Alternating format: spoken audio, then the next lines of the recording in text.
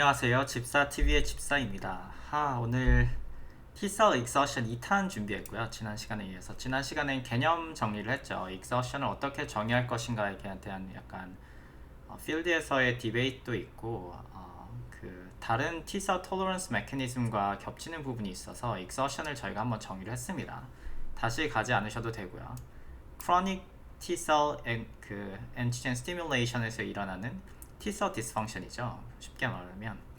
그리고 오늘은 희망편입니다. 제가 절망편을 할지 모르겠는데 Tcell Exhaustion 2편 희망편을 합니다. 희망편이라는 것은 우리가 Tcell Exhaustion을 molecular level에서 이해할 수 있다 는 게 희망이죠. 지금 최근 몇 년 동안 아주 많이 연구가 된 분야고, 제가 오늘 시간이 좀 걸리더라도 좀 주요 논문들 위주로 좀 짚고 넘어가려고 하고 있고요. 그리고 저희 익서션 잘 하시는 분들이 한국에도 계시고 미국에 연구하시는 분도 여러 분 계시기 때문에 제가 그걸 다 가지 못하더라도 이해를 해주시면 감사하겠습니다. 제가 생각나는 논문 위주로 조금 해봤고, chronic viral infection과 그 튜머 컨텍스트에서 컨시스턴한 데이터 위주로 한번 골라봤습니다. 그래서 오늘 할 거는 소제목이 긴데 lineage defining transcription factor를 인트로에 할 거고요. 그래서 우리가 바이올로지스트가 이 lineage를 defining 하는 transcription factor에 엄청 obsess가 되어 있잖아요. 그 얘기를 인트로를 한 다음에 이 관점에서 두 개의 transcription factor를 introduce 해드릴 겁니다. TCF1과 TOX죠. 가장 최근에 핫했던 transcription factor 두 개입니다. 이 두 개를 가지고 exhaustion을 한번 이해해 볼 수 있도록 하겠습니다. 이게 우리의 희망사항이죠. 이 두 개의 transcription factor의 메커니즘을 이해하면 우리가 이 exhaustion을 이해할 수 있다 라는 게 우리 과학자들의 희망이자 어떻게 보면 주장이기도 합니다. 지금 현재 상황에서는 2023년 기준이죠. 이게 또 뭐가 더 나올지 모르기 때문에 어쨌든 그래서 한번 가보죠. 그래서 제가 다른 영상에서 뭐 CD4 T셀 할 때 아주 옛날인데 그 리니지를 결정하는 트랜스크립션 팩터를 한번 인트로듀스 해드린 적이 있어요. 그래서 그걸 한번 가볼 텐데, 이걸 가는 게 목적이 아니라 이게 생물학자들의 obsession에 대해서 말을 하기 위한 거죠. CD4 T셀이 그 여러 가지 helper T셀 subtype로 분화될 때 TH1, TH2, 17, Treg, TFH 이렇게 나왔는데, 이것들을 결정하는 transcription factor가 있어서 리니지로 인정되는 거죠. 이게 transcription factor가 없으면 이게 그냥 transient한 스테러스로 남아있다가 또 없어지는 세포거나 잠시 약간 모양만 바꿨을 뿐이지 리니지가 결정된 게 아니잖아요. 그렇죠? 리니지를 결정하는 transcription factor가 이런 helper T셀 하나하나마다 정해져 있죠. TH1은 TBET, TH2는 GATA3, TH17은 ROR, 그리고 뭐 Treg 같은 경우는 FOXP3, follicular helper T셀은 뭐 BCL6 이렇게 정해져 있습니다. 이걸 induce하는 external 시그널이 있고 그거에서 induce 되는 이제 transcription factor에 의해서 이 리니지가 결정돼서, 컨벤셔널한 생각은 이 리니지가 결정되면 이제 다시 돌아갈 수 없는 거죠. 돌아갈 수도 없고 옆으로 갈 수도 없습니다. 물론 지금 최근의 데이터는 트랜스 디퍼런시에이션이 가능하다고는 하는데 특정 컨디션에서 기본적으로는 거의 결정이 된 거예요. 제가 과학자로서 트레이닝을 받았으면 저는 과학자 일만 합니다. 그렇죠.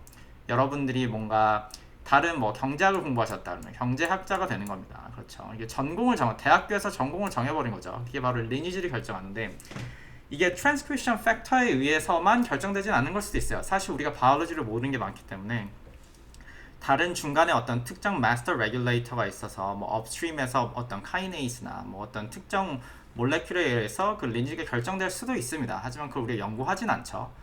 그리고 이게 되게 컨빈싱한 게 우리 그 야마나카 4팩터로 그 스템셀 디디퍼런시에이션 하는 걸로 체세포를 스템셀로 돌린 첫 번째 인물이죠. 야마나카 님께서 이 4팩터가 있잖아요. 체세포의 이 야마나카 4팩터를 넣으면 체세포가 스템셀로 돌아가잖아요. 이것도 어떻게 보면 리니지를 결정한 거잖아요. 그렇죠? 체세포였다가 스템셀의 리니지를 결정한 팩터도 4개 있는데, 이게 야마나카 4 factors, 뭐 factors라고 하면은 이게 4개잖아요. 이게 옛날에 그 노벨상 받았던 네이처 페이퍼인데, 이게 4개가 다 공통점이 뭐죠? 트랜스크립션 팩터입니다. 그렇죠? 그래서 우리 생물학자는 뭐다? 면역학자 포함 이제 리니지를 결정하는 트랜스크립션 팩터가 있다. 그럼 이 제목으로 돌아오면 뭐죠? exhausted T셀을 결정하는 lineage specific transcription factor가 있다는 게 아주 큰 가정이죠. 이게 뭐 논문 인트로에 이런 식으로 말을 하진 않습니다. 근데 너무나 당연하게 우리가 생각하는 거는, 이게 exhausted T셀이 특정 리니지라면, 이 T셀이 이렇게 운명이 정해진 T셀이라면 이 리니지를 스페시파이 하는 트랜스크립션 팩터가 있고, 나아가면 운이 좋다면 이 transcription factor의 activity를 조절하거나 아니면 expression 레벨을 우리가 외부에서 조절해 줌으로써 이 exhaustion phenotype을 우리가 manipulate 할 수 있겠죠. 그렇게 되면 우리가 치료제를 만들 수 있겠죠. 이게 인트로입니다. 그래서 우리의 희망 회로가 뭐다? 이 exhaustion을 조절하는 transcription factor가 있으면 진짜 참 좋을 텐데 이게 없다는 거죠. 아직 없다고 하면 안 되나? 왜냐면 이제 오늘 말을 해드릴 거기 때문에 이미 이 리뷰 논문에서 이제 말을 하기 시작하죠. 두 개의 transcription factor가 가장 많이 주목받고 있습니다. TCF1과 TOX. 그래서 naive T셀은 이제 엔티젠의 스티뮬레이션 되기 전이고 이제 컨스턴하게 엔티젠 스티뮬레이션 받을 때마다 점점 exhaustion phenotype이 강해지더니 gradually exhaustive population이 되고 여기 보면은 exhaustion 될수록 TOX가 올라가죠. naive일수록 TCF7이 올라가죠. 그래서 이게 큰 배경으로 알고 계시면 되고 뒷부분에 여기까지 우리가 결론에 온 이게 최근 논문이죠. 리뷰 논문인데 여기까지 오게 된 주요 페이퍼들이 한번 가보도록 하겠습니다. 사실 이게 두 개만 있다고만 아셔도 돼요. 이게 전공 분야거나 이 분야에서 뭐 실제 테라피릭스를 개발하거나 뭐 그런 분이 아니라면은 이걸 자세히 갈 필요가 없습니다. 한번 그 관심 있으신 분만 보면 될 거예요. 그렇죠? 그래서 이 두 개의 트랜스크립션 팩터를 설명하기 위해서 뭐가 필요하냐? 그 셀룰러 컨텍스트가 필요합니다. 그 셀룰러 컨텍스트를 뭘 드릴 거냐면은 exhaustive population에 두 개의 페이스가 있다는 거죠. 제가 두 개의 페이스, 두 개의 exhaustion status가 있다 이렇게 표현했는데 전 바로 영상에서도 그 surface expression marker들이 exhaustion marker를 가지고 있다고 해서 걔네들이 functionally dysregulate 된지는 한번 확인을 해봐야 된다 그랬죠. 그 리뷰어가 논문을 내려고 하는데 리뷰어가 이뮤놀로지스트로 걸린다 이러면 골치 아픕니다. 골치가 아파져요. 그렇죠? 네, 지금 기본적인 생각은 튜머 이뮤노테라피의 그 컨텍스트에서 보면은 물론 이뮨셀들이 튜머를 아예 못 인식할 수도 있겠죠. 뭐 ignorance는 그렇다 치고 이제 germinal cell reaction 이렇게 T셀이 처음으로 프라이밍 돼서 튜머 스페시픽 엔티젠에 의해서 프라이밍 돼 가지고 튜머 사이트로 이제 오게 되면은 이제 엔티젠 스티뮬레이션은 프라이밍이 됐죠. 그 다음에 이 튜머에서 아주 튜머 enriched 된 컨텍스트에서 튜머 엔티젠이 많은 컨텍스트 아니에요. 여기서 시작되는 게 이제 early dysfunction이라고 표현합니다. 이게 phase 1. 근데 이게 어떻게 보면 activation일 수도 있어요. 이게 dysfunction이라고 하지만 정말로 완전히 dysfunction 됐냐고 하면 그건 아니죠. 이제 dysfunction이 되기 시작되는 단계입니다. 그런데 뭐 여러 가지 tumor microenvironment와 constant 아니면 repetitive antigen stimulation에 의해서 앞서 보여드렸던 점점점 exhaustion을 가서 어느 순간이 되면은 phase 2가 된다는 거죠. 근데 이게 phase 1, phase 2가 이게 gradually 바뀌는데 이게 어떻게 이렇게 나눌 수 있냐고 하면 뒤에 데이터가 있습니다. 이게 그냥 하는 말이 아니에요. 그냥 하는 말이 아니라 데이터가 있고 이거를 나누는 이유는 phase 1과 굳이 말하면 phase 2에 expression 되는 transcription factor가 둘로 나뉘는 거죠. phase 1은 TCF1이 중요한 역할을 하고 phase 2는 TOX가 중요한 역할을 합니다. 근데 중요한 역할을 한다는 게 너무 vague한 말이어가지고 실제 데이터로 이게 어떤 의미를 가지는지 봐야 돼요. 그렇죠? 그렇습니다. 이게 솔리드 캔서 기준이고요. 물론 앞서서 그 전 영상에서 히마톨로지 캔서와 이제 솔리드 캔서를 구분한다고 그랬죠. 근데 솔리드 캔서 기준입니다. 이런 전부 다 모델을 솔리드 캔서 기준이라고 생각하시면 되고 어쨌든 이 페이스 1과 페이스 2가 나뉩니다. 근데 그 데이터가 몇 개 있는데 대표적인 예가 바로 그 T-cell exhaustion status를 define하는 epigenetic status가 transition을 겪어요. 이 경우는 어떤 특정 튜머 모델이라고 하겠습니다. 튜머 모델 자세히 가진 않겠고 나이프셀에서 점점점 이제 시간이 지나는 거죠. 튜머를 그 리버 튜머를 인듀스하는 특정 마우스 모델에서 해가지고 T셀을 점점 관찰한 겁니다. 시간이 갈수록 T셀을 관찰했더니 이런 마커들은 저희가 옛날에 그 메모리 T셀 할 때 했었는데 기본적으로는 이제 그 나이프셀 익스프레션 되면 이제 CD45RO랑 같은 거죠. 이게 RO랑 같아가지고 이펙터 몰레큘이죠. 그래서 이펙터 몰레큘이 올라가고 이것도 이제 메모리 셀, 뭐 센트럴 메모리 셀 뭐 마커이기도 하지만 이펙터 마커이기도 하거든요. 올라갔다가 나중되면 이제 떨어지고 PD1 같은 익서션 마커들은 이제 gradually 올라가고 LAC3는 초반부터 올라갑니다. 근데 여기서부터 알 수 있는 건 뭐죠? L7과 L14 사이에 이제 특정 마커의 디스팅션이 있죠. 그 디스팅션이 뭐랑 코릴레이션이 되냐면은 그 에피지네릭 그 이거 에이텍식을 한 거네. 크로마틴이 열리고 닫혀 있는 로케이션을 본 겁니다. 각각의 라인이 이게 되게 뭉쳐져 있긴 하지만 하나의 로케이션이고요. 그 로사이라고 해야겠죠. 그 로사이가 열린 부분이 빨간색인 건데 빨간색인 것과 파란색 열리고 닫힌 부분이 어떻게 제 패런이 바뀌죠?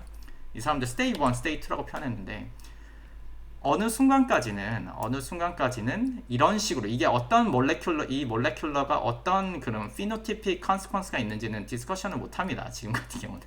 그렇죠. 근데 스테이시 바뀐다는 거죠. 에피지네릭 스테러스가 드라마티컬리하게 바뀌는 부분이 있다. 여기서 요 사이가 드라마틱하게 바뀐다. 이게 왜 그러냐? 라는 걸 이제 나중에 연구하기 시작한 거죠. 근데 나중에 말이 나온 게 뭐냐면은 요 부분이 굳이 말하면 요 앞에서 이건 거죠. early dysfunction인 거죠. 그래가지고 dysfunction이 시작되는 부분, 이 부분은 어느 정도 세포가 플라스틱해서 리프로그래머블 합니다. 우리가 매니플레이션 할 수 있고 완전히 terminally differentiation 돼버리면은 이제 완전 그 exertion에 대해서 더 이상 리버스가 안 되는 거죠. 이해가시죠? 우리의 희망은 이 세포를 어떻게 고치냐는 겁니다. 그렇죠.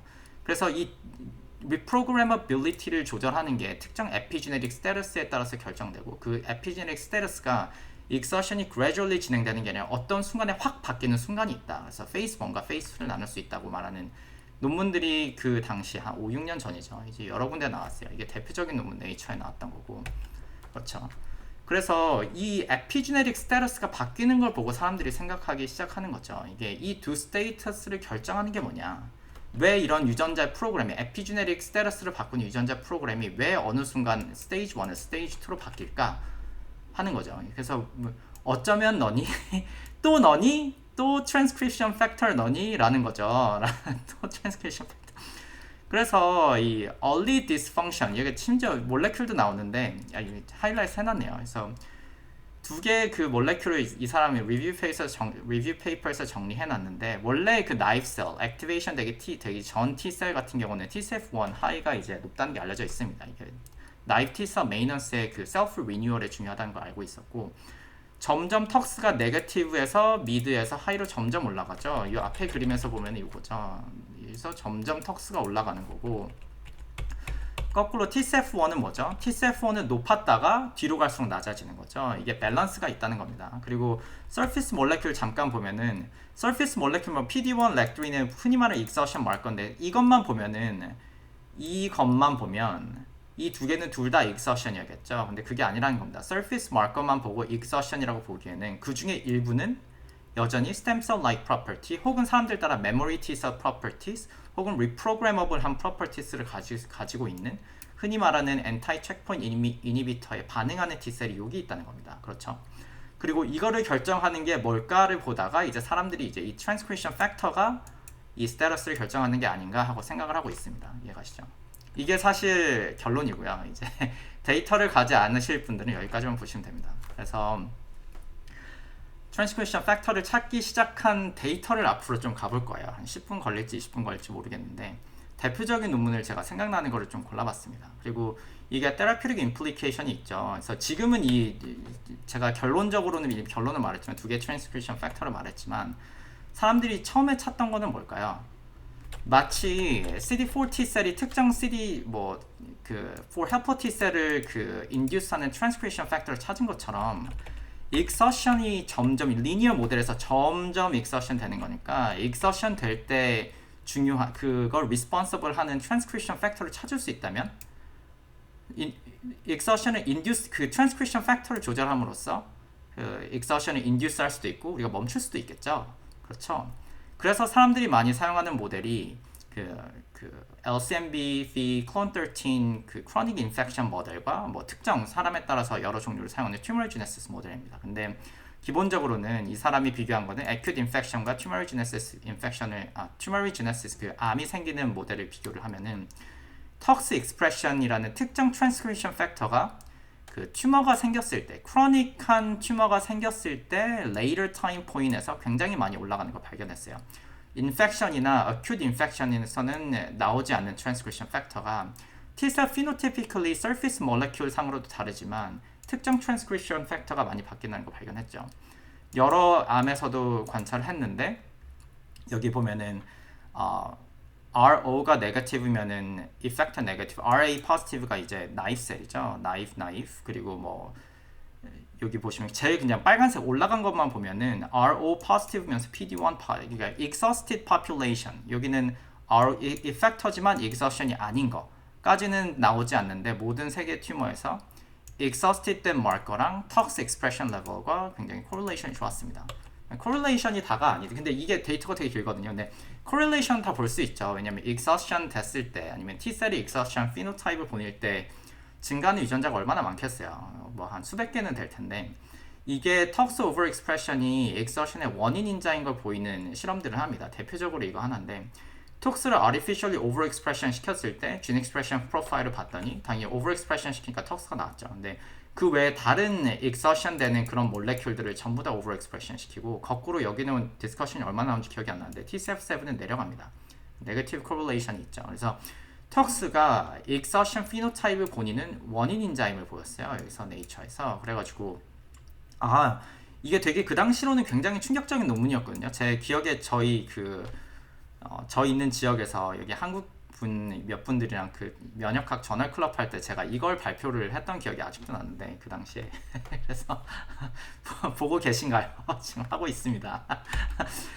그런데 그러면 이게 여기까지 엄청 좋죠. 이게 여기까지만 해서 사실 네이처가 난 거죠. 왜냐하면은 우리가 그 exhaustion을 induce하는 transcription factor를 처음 발견했습니다. 그 당시에 처음 발견해가지고 이거 큰 거 하나 건졌다 했는데 우리의 면역학자 아니면은 저희 신약 개발을 원하는 사람들의 목표는 뭘까요? 그러면은 얘가 그 exhaustion의 원인인자면은 그럼 턱스를 낙아웃시키거나 턱스를 블락시키면 exhaustion이 안 오겠네 라는 생각을 하겠죠. 턱스를 블락시키면 캔서 이뮤노테라피의 효율이 증가할 거 아니에요. 너무 좋은 거죠. 당연히 했죠. 근데 이 실험은 참고로 실패했습니다. 실패했음에도 네이처에 나왔다는 게 놀라운데 턱스를 낙아웃시키고 나서 뭐 인펙션을 시키고 튜머리지네시스를 했는데 문제는 우리의 기대는 뭐였죠? 턱스를 낙아웃시키면은 그 effector function이 회복되길 바란 거죠. exhaustion이 아닌 effector function이 강한 세포가 됐으면 했는데, 그러니까 T셀이 reinvigorate 되길 원한 거죠. exhaustion이 안 되고 더 이상 exhaustion 됐던 지쳐있던 T세포가 다시 활성화되기를 원한 건데 그게 아닙니다. 활성화는 안 되고요. 그 effector molecule interferon 게임은 TNF-alpha가 나오지 않고요. 낙아웃을 시켜도 대신에 뭐죠? 세포가 죽어나가기 시작합니다. 그렇죠. 턱스를 overexpression 시키는 상황을 보니까 그게 exhaustion을 갔는데 턱스를 knockout 시키니까 exhaustion이 없어진 게 아니라 세포가 죽어나가더라. 그렇죠. 그래서 이상준 씨가 이거 안 되겠네. 이거 특정 지금 대사가 원래 생각하면서 만드는데 대사가 생각이 안 나네요. 그래서 여기서 나오는 교훈은 뭐죠? 이건 약간 다른 얘기일 수도 있는데 우리가 실험할 때 항상 생각하잖아요. 어떤 걸 낙아웃 시키거나 어떤 걸 오버익스프레션 시켰을 때 피노타입이 반대여야 될 거라고 생각합니다. 근데 immediate consequence는 반대일 수 있어도 그거에 대해서 나오는 그 개체 단위에서의 피노타입이라고 해야 될까요? 이건 반대가 아닌 경우가 너무 많아요. 그렇죠. 그래서 낙아웃 실험이 됐으니까 이게 만약에 낙아웃 시켜서 세포 수가 줄었다. 오버익스프레션 시키면 세포 수가 늘어야 될까요? 항상 그런 게 아닙니다. 이거 반대해야 된다는 건 생물학자들의 흔한 착각이에요. 착각. 아닌 경우가 너무 많습니다. 이것도 같은 예인 거죠. 이게 턱스를 오버익스프레션 시킨 거고 낙아웃 시킨 게 그 피노티피컬리 반대가 아닙니다. 저는 다른 어떻게 보면 다르게 보이는 겉표면적으로 다르게 보이는 피노타입인 거죠. 이런 데이터가 이 사람한테서 나왔지만 다른 네이처에서도 이제 크로닉 바이러스 인펙션의 경우에도 마찬가지로 나옵니다. 이제 튜머 경우만 아니라 이제 크로닉 바이러스 인펙션의 경우에도 이제 암스트롱이 acute infection, 클론 13은 이제 chronic infection인데 chronic infection 시켰을 때 이제 턱스가 overexpression 되는 건 맞아요. overexpression 시간이 지나면 지나죠. 30일 day post infection 하면은 턱스가 overexpression 되죠. overexpression 되는데 문제는 knockout 시켰을 때 턱스를 여기 보시면은 턱스가 overexpression 되죠. 턱스를 knockout 시켰을 때 클론 13의 경우에 CD T셀이 줄어들었죠. T셀이 죽었습니다. 그러니까 튜머리지네시스랑 이제 그 크로닉 바이러스 인펙션의 컨텍스트에서 똑같아요. 그래서 턱스를 낙아웃 시키면은 T셀이 reinvigorate 되는 게 아니라 T셀이 더 죽어나갑니다. 그래서 T셀 서바이벌의 관점에서는 그 아까 첫 번째 페이퍼가 서프멘처리 자기네들이 논문을 그 모델을 만들어놨어요. 이걸 다 가는 게 이 사람들의 생각이니까 이걸 다 간다기보다는 이 사람들은 셀 서바이벌의 관점에서 이런 식으로 썰을 풉니다. 이거를 설명해야 되니까. 그러니까 이 사람의 관점은 뭐냐면은 그 T셀 exhaustion이 되는 거는 T셀을 overstimulation을 막음으로써 T셀을 activation induced cell death를 막기 위한 메커니즘이란 거예요. 왜냐면 우리 몸에는 다 fail-safe가 있잖아요. 어떤 엔티젠이 넘어와가지고 T셀이 너무 activate 되면은 뭐 자가 면역 질환이 올 수도 있고 아니면 원치 않은 세포들을 공격할 수도 있는 건데 그걸 막기 위해서 PD-1, LAG3 같은 그 inhibitory receptor들이 tox mediate에서 upregulate 된다는 겁니다. 그렇죠? 그래서 오히려 T셀의 그 persistency에 도움을 주는 거고, 대신에 턱스를 낙아웃 시키면은 이니비토 리셉터가 없으니까 오버스티뮬레이트 돼가지고 이제 T셀이 죽겠죠. T셀 서바이벌 관점에서 이 썰을 풀었고, 근데 우리가 원하는 건 뭐죠? 그러니까 튜머를 죽이기 위한 컨텍스트에 보면은 T셀 서바이벌이 아니라 T셀이 얼마나 이펙터 펑션을 가지냐가 관심 있는 거 아니에요. 그래서 실험 결과를 보면 턱스를 오버 익스프레션 시키면은 이펙터 T셀로 가야 될 게 익서션으로 갑니다. 보통 사람들이 이렇게 뭐 이렇게 공이 산에서 굴러는 이런 표현을 많이 하거든요. 공을 굴러오는 때 이 분기점이 있는 거예요. 이펙터로 가야 되는데 여기 이펙터면 이펙터가 아니라 이게 물이 내려올 때 여기 익서션 리니지가 결정된 거죠. 익서션으로 리니지를 결정하는 턱스로는 이제 되는 건데 턱스를 낙아웃 시킨다고 해서 익서션으로 갈 게 이펙터로 가는 건 아니라는 거죠. 이게 데이터죠. 대신에 이펙터 제너레이션 자체를 아예 물기를 막아버린 겁니다. 그래서 T셀이 죽어버렸죠. 그래서 피노타입이 반대가 아니다. 이게 일단 턱스에 우리가 알고 있는 결과예요. 그렇죠?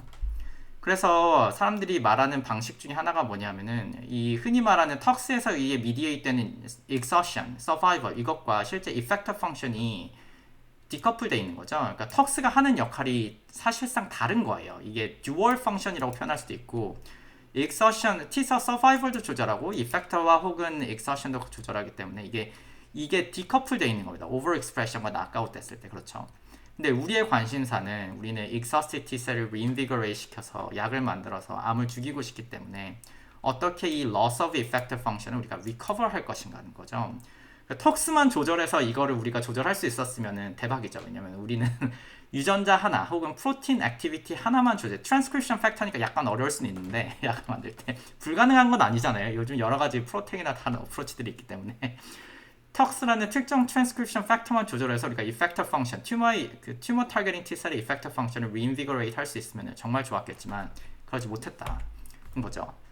그래서 턱스는 exhaustion을 induce하는 lineage 이제 specify하는 transcription factor로 작동을 하는 거고 우리가 therapeutics를 개발하는 입장에서는 이 턱스가 하나가 다가 아닌 거예요. 유전자 하나로 결정되는 게 아니라 다른 하나가 더 있다라고 사람들이 생각하기 시작하는 거죠. 그래서 제가 너무 옛날 밈인가요? 하지만 TCF1이 출동하면 어떨까? 두 번째 트랜스크립션 팩터입니다. TCF. 제가 꼽살이 껴서 1이죠. 근데 이게 헷갈릴 수 있는 게 프로틴 이름은 TCF1이지만 유전자는 TCF7입니다. 그래서 이게 왜 이렇게 하는지 저도 잘 모르겠는데 뭐 gene expression 데이터를 보면 TCF7, 뭐 flow 데이터를 보면 TCF1 뭐 이런 식으로 많이 표현을 해요. 같은 겁니다. 같은 거여서 TCF1 두 번째 transcription factor를 해보자. 그렇죠. 그래서 TCF1 혹은 TCF7이라는 거는 원래 그 T셀의 그 self renewal 그리고 T셀 풀을 유지하는 데 중요하다고 알려져 있었어요. 알려져 있는데 이제 chronic virus infection과 튜머에서 mediate 되는 그 exhaustion의 컨텍스트에서 사람들이 TCF1을 보기 시작한 거죠. 턱스와 인디펜던하게 어떻게 보면 사이드 바이 사이드로 시작하다 이제 합쳐지고 있습니다. 그 두 개의 관계가 어떻게 되는지 사람들이 이제 같이 보기 시작하고 있는 게 최근이라고 할 수 있는데 이제 chronic virus의 컨텍스트에서 보면은 TCF7 낙아웃을 시키면은 그 이펙터 T셀이 없어져요. 여기 보시면은 그 엔티젠 스페시픽한 T셀이 없어지는 거죠. 그 바이러스 컨트롤 못해서 바이러스가 올라가고. 근데 이게 뭐냐면은 TCF7이 요 어떻게 보면 스템셀 라이프 풀을 메인테인 하는 데 중요한 거예요. 그래서 TCF7이 올라갔다는 거는 나이브 T셀이고 그 T셀이 셀프 리뉴얼 해서 우리 몸에서 그 반응하기 전에 계속 유지되는 풀을 유지하는 데 필요한 겁니다. 이해가시죠? 크로닉 바이러스 컨텍스트에서. 그것뿐만 아니라 튜머 컨텍스트에서 페이퍼가 몇 개 있죠. 그 중에 하나를 가져왔는데 여기 보면은 T셀을 특정 뭐 튜머 모델에다가 집어넣은 거죠. 집어넣고 나서 T셀을 낙아웃 시켰을 때 그리고 나서 튜머 백신을 쳐가지고 이제 그 튜머를 치료하는 컨텍스트에서 보면은 TCF7이 낙아웃 됐을 때 CD45.2가 이제 그 grafted T셀 그리고 이게 이제 몸 안에 있는 T셀인데 grafted T셀이 TCF7 낙아웃 된 게 grafted T셀이거든요. 스페시픽하게 없어지죠. 그렇죠. 없어집니다. 그래가지고 보시면은 TCF7이 어떻게 보면은 tumor specific response 하는 T셀과 그 virus specific하게 response 하는 T셀의 풀을 메인테인 하는 데 중요한 역할을 하고 있다는 걸 보이는 거죠. 그래서 이게 T셀 리뉴얼에 중요하다는 데이터가 많으니까 그러면 이제 턱스가 아니라 다른 방법이 있는 거죠. 그러니까 exhausted T셀이 이제 exhaustion 돼서 죽는 게 턱스를 낙아웃 시켜서 죽는 게 문제면은 죽이지 않게 만들려면 우리가 TCF7을 증가시켜서 이 리뉴얼을 증가시키면은 이펙터 펑션으로 가는 T셀을 늘릴 수 있지 않을까 하는 상상을 하는 거죠. 상상입니다. 상상. 그래서 상상인데 이런 아이디어가 왜 디벨롭이 되냐면은 그 이제 싱글 셀 데이터가 여러 개 나왔어요. 이게 제가 두 개를 골라봤는데 특히 이 컨텍스트에서 괜찮은 페이퍼 두 개를 골라봤거든요. 이게 사실상 실험 컨텍스트 되게 비슷해요. 어느 순간 이 사람들이 서로 알고 지금 이런 것 같긴 한데 보면은 여러 종류의 바이러스를 이제 acute, chronic이고 4.5일, 7일짜리 해가지고 TCR-seq을 합니다. 그 TCR-seq 싱글셀 시퀀싱이죠. 싱글셀 시퀀싱을 해가지고 클러스터링을 해서 비슷한 세포들끼리 모아봤는데 여기 보시면은 exhausted T셀이 여기 나오죠. 이게 클러스터된 게 전부 다 exhausted T셀이 다른 T셀과 구분돼서 나오는 거 명확합니다. 근데 되게 웃긴 게 exhausted T셀 아마도 tox positive겠죠. 아니면 여러 그 PD1, 뭐 LAC, 뭐 TIM3 같은 여러 exhaustion 마커들이 전부 다 positive인 이 exhausted T셀의 일부가 TCF7이에요. 이제 다른 페이퍼에서도 exhausted T셀의 일부가 TCF positive인 건데 flow cytometry 데이터도 있고 RNA 레벨도 있고 이렇습니다. 이게 되게 신기한 거죠. 왜 신기한 거죠? exhausted T셀인데 왜 self-renewing 하는데 중요한 transcription factor가 발현되냐는 거죠. 그래서 이거랑도 연관됩니다. 이 앞서서 말씀드렸던 exhausted T셀은 여기까지 전부 다 exhausted T셀인데 일부는 뭐죠? 일부는 early dysfunction 한 거는 self-renewing 하는 능력이 있어요. 여기 보시면은 TCF1이 이제 발현되기 시작하죠. 발현되기 시작해서 이게 exhausted population의 대부분이더라도 이 아주 적은 population의 TCF1 positive인 early dysfunctional한 population이 있으면 얘네들은 exhaustion으로 가기 직전에 self-renewing을 할 수 있는 겁니다. 그래서 뒷부분의 결과가 나오겠지만 이 population이 anti-PD-1 테라피에 중요한 역할을 합니다. 이제 완전히 exhaustion 된 거는 끝나버린 거고 이제 early stem cell-like, memory cell-like T-cell population, TCF1 positive population이 그 therapeutic response에 중요하다는 데이터가 이제 최근에 나오고 있는 거죠. 이해가시죠? 이런 싱글셀 데이터를 이 밑에 것도 마찬가지죠. 밑에 것 킹리적 가시 하기 전. 밑에 것도 가보자. 이거 색깔이 너무 헷갈리는데 이 사람들도 여기 보시면 Armstrong, Clone 13, 뭐 나이브 다 비교를 했는데 보시면은 Clone 13이 저희 관심사죠. 이 그 chronic infection을 한 거기 때문에 chronic LCMV infection이기 때문에 클러스터 2, 3, 4에 있답니다. 클러스터 2, 3, 4가 뭐냐면 2, 3, 4 여기죠. 요게 exhausted T셀입니다. 이 경우는 이 exhausted T셀이 이 사람들은 하나, 둘, 세 개로 나눴죠. 이거 나누는 게 이게 다 붙어 있는데 이거 이 클러스터 넘버를 임의로 정할 수 있습니다. 이게 물론 수학적으로 몇 개를 나눌지 할 수 임의로도 정할 수 있어요. 그래서 이거는 이게 중요한 게 아니라 이 exhausted population의 실제 그 gene expression 레벨을 보면은 여기 요렇게 동그라미 친 거에 tox가 overexpression 됐죠. 그래서 tox mediated exhaustion인 건 맞는데 tox가 positive인 것 중에 일부가 뭐다?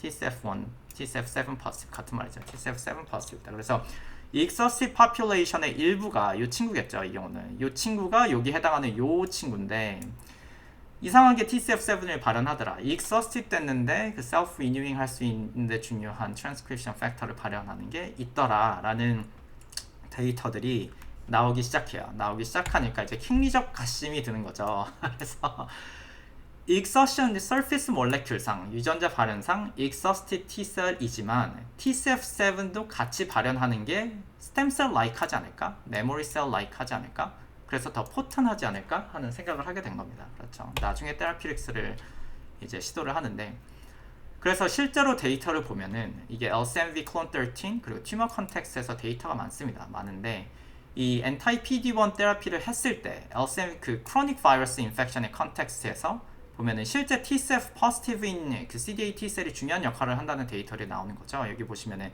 TCF7을 낙아웃 시키니까 이거는 T셀 넘버죠. T셀 넘버가 줄어듭니다. 줄어들어가지고 self-renewing을 못하니까 TCF 이 거꾸로 말하면 뭐죠? TCF7 positive하고 TCF1 positive CD8 T셀이 T셀 maintenance에 중요한 거죠.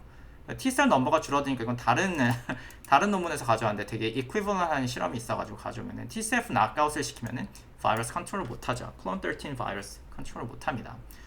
바이러스도 그렇다 치고 튜머도 보면은 여기 안 나왔지만 이 CD8 positive, TIM3 negative, CD28 positive가 TCF7 positive고 이게 negative거든요. 보면은 아마 CD3, CD28 스티뮬레이션을 인비트로에서 엑스비보에서 시켰을 텐데 그러면은 proliferation이 잘 됩니다. TCF7은 exhaustion marker 이 T3는 낙아웃이지만 어쨌든 TCF7 positive인 T셀이 proliferation 잘하고 TCF7 negative인 거는 proliferation 못하죠. 그리고 동시에 되게 웃긴 게 뭐냐면 저는 이 논문 되게 좋았던 게 동시에 본 거예요. proliferation 되면서 점점점 뭐가 올라가죠? exertion marker가 올라가죠. 이 말이 뭐냐면은 stem cell like population이었던 TCF7 positive CD8 T셀이 있다가 proliferation이 한 번, 두 번, 세 번, 네 번 될 때마다 flow cytometr에서 dilution 되는 거잖아요. 동시에 뭐가 올라가죠? exertion marker가 올라갑니다. 그러니까 그 exertion like population이 튜머에 들어있는데 걔네는 TCF7 positive고 얘네가 anti-PD-1에 반응해서 proliferation 하면서 점점 gradually exertion 된다는 거를 suggest 하고 있죠.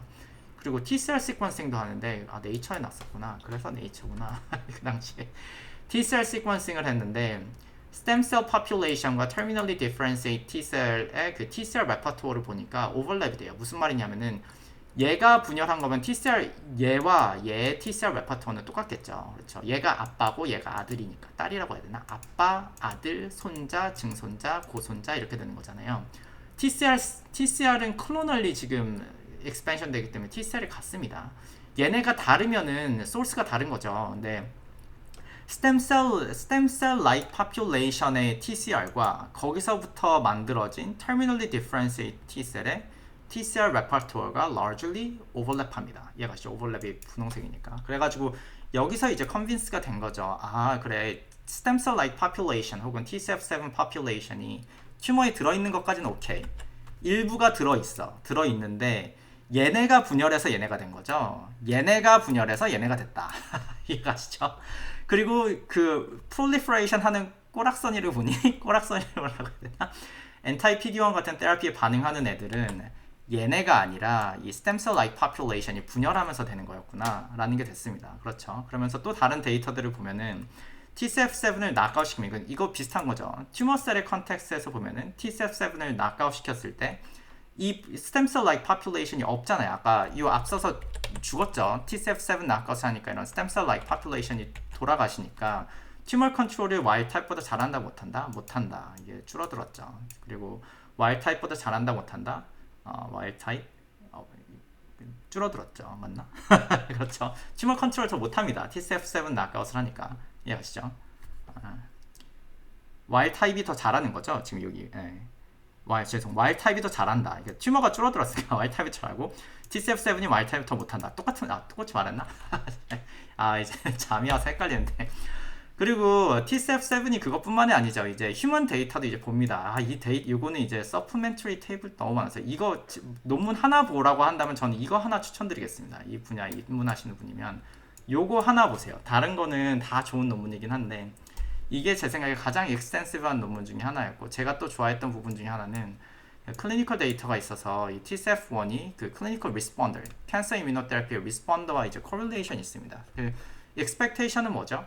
TCF7이 발현되는 CD8 T셀이 있는 사람들이 캔서 이뮤노 체크포인트 이니비터에 반응을 잘하겠죠. 실제로 그랬습니다. 그리고 여기 보시면은 TCF7 positive와 negative를 나눴으니까 1보다 크면은 이제 TCF7이 많은 사람들이잖아요. 그러면은 더 서바이벌이 높습니다. significant하게 차이가 나가지고 이게 prognostic value까지 있다. 이게 마우스 실험뿐만 아니라 사람한테도 인플라이가 있다. 라고 하는 거죠. 되게 길었는데 이걸 최대한 지금 제가 빨리 하려고 말이 너무 빠르지 않아서 좀 죄송스럽긴 한데 여기서부터는 이제 저의 뇌피셜이죠. 저희의 뇌피셜입니다. 우리가 정말 이걸 믿는다면 이걸 믿어야 될지 애매하죠. 지금 다 최근 데이터이기 때문에 믿긴 하는데 무슨 말이냐면 이거는 생각하는 방식이잖아요. 이게 현상을 보는 우리의 생각하는 방식의 트랜스크립션 팩터에 의해서 우리가 어떻게 보면 그 고정관념이 있는 겁니다. 그래서 우리가 정말 이 관찰한 모든 것들이 정말 이 Tcell exhaustion의 아주 크리티컬한 요소로 아니면 원인의 요소라 한다면 우리의 희망사항은 뭐죠? 턱스와 TCF1을 잘 조절하면 exhaustion 되는 피노타입을 우리가 바꿔가지고 이제 테라피틱스로 쓸 수 있지 않을까. 타이밍과 밸런스라고 하는데 우리가 원하는 T셀은 여기 어딘가죠? 이건 ignorance라 치고 튜머에 반응하지 않는 친구들. 얘는 너무 exhaustion 돼서 반응 못하는 친구들. 우리는 여기 어딘가로 T셀을 계속 유지하고 싶은 거예요. 요 골디락스라고 해야 되나? 요 그 아주 좁은 narrow한 그 그 T셀 스테러스로 우리는 얘를 계속 메인테인 해야 되는 겁니다.